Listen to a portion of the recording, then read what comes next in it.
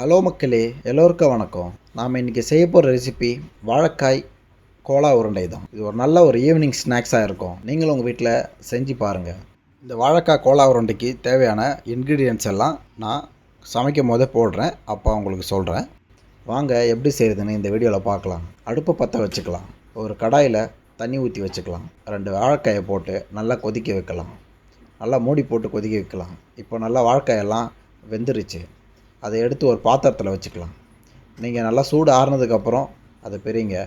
நான் கொஞ்சம் வீடியோ எடுக்கிறதுக்காக கொஞ்சம் ஃபாஸ்ட்டாக பண்ணிட்டேன், ரொம்ப சுட்டுருச்சு. நீங்கள் நல்லா ஆற வச்சு அப்புறம் பண்ணுங்கள். இல்லை ஒரு தண்ணியில் போட்டு கூட எடுத்து அதனுடைய தோலை உரித்து பண்ணுங்கள். இப்போ தோலெல்லாம் உரிச்சாச்சு. மேஷரை வச்சு நல்லா மசிச்சுக்கலாம். இப்போ நல்லா மசிச்சாச்சு. இப்போ நம்ம என்ன பண்ண போகிறோம்னா மசாலா ஆட் பண்ண போகிறோம். 1 spoon Kashmir red chilli, 1 spoon garam masala, 1 spoon சீரகத்தூள், நம்ம பொடிப்பொடியாக நறுக்கி வச்ச பச்சை மிளகாயை 3 ஸ்பூன் போட்டுக்கலாம். கடலைப்பருப்பு 2 ஸ்பூன் போட்டுக்கலாம். ஒரு 10 முந்திரி பருப்பை கட் பண்ணி போட்டுக்கலாம். தேவையான அளவு கொத்தமல்லி போட்டுக்கலாம். ஒரு பெரிய வெங்காயத்தை பொடிப்பொடியாக நறுக்கி போட்டுக்கலாம். இந்த வாழைக்காய் கோலா உருண்டைக்கு தேவையான உப்பு போட்டுக்கலாம். நல்லா பிசைஞ்சு விட்டுக்கலாம். நல்லா பிசைஞ்சு இந்த மாதிரி நல்லா கட்டியாக எடுத்துக்கலாம். நம்ம தண்ணி ஆட் பண்ணக்கூடாது. தண்ணி ஆட் பண்ணிங்கன்னா சொதன்னு ஆகிடும். அப்புறம் நம்ம உருண்டை பிடிக்க முடியாது. எண்ணெயும் அதிகமாக குடிக்கும். நாம் எப்போவுமே வாழைக்காவை பொரியல் பண்ணி தான் சாப்பிட்ருப்போம். ஆனால் இந்த மாதிரி ஒரு ஸ்நாக்ஸ் சாப்பிட்ருக்க மாட்டோம். இந்த மாதிரி ஒரு கோலா உருண்டையை நம்ம செஞ்சு சாப்பிடலாம். ஒரு புது விதமான எக்ஸ்பீரியன்ஸ் கொடுக்கும். ஒரு 2 ஸ்பூன் எண்ணெய் ஊற்றிக்கலாம். இந்த மசாலாவில் நல்லா பிசைஞ்சு விட்டுக்கலாம். இப்போ நாம் உருண்டை பிடிக்க ஆரம்பிக்கலாம். நல்லா கெட்டியாக பிடிக்கணும். நல்லா டைட்டாக பிடிச்சிக்கலாம். இல்லைனா எண்ணெயில் போட சொல்ல உடஞ்சி ஓடிடும். இந்த மாதிரி நல்லா போட்டு நல்லா ரவுண்டாக பிடிச்சிக்குங்க. கையில் நல்லா எண்ணெய் தேய்ச்சிட்டு நல்லா திரட்டிக்கலாம். இந்த மாதிரி ரவுண்டாக பிடிச்சிக்குங்க. இந்த மாதிரி எல்லா உருண்டையும் பிடிச்சிக்கலாம். இப்போ உருண்டையெல்லாம் தயாராகிடுச்சு. வாங்க பொரிக்கிறது எப்படின்னு பார்க்கலாம். அடுப்பை பற்ற வச்சுக்கலாம்.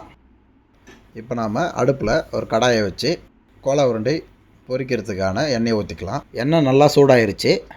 இப்போ நாம் ஒவ்வொரு உருண்டையாக இதில் விடலாம்.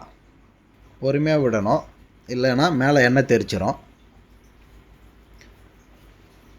நல்லா ப்ரௌன் கலரில் குக் பண்ணி எடுத்துக்கலாம். அடுப்பை மீடியம் ஃப்ளேமில் வச்சுக்கலாம். அப்போ தான் தீஞ்சு போகாது. இந்த மாதிரி நல்லா ப்ரௌன் கலரில் வரணும். இப்போ எல்லாம் நல்லா வெந்துருச்சு.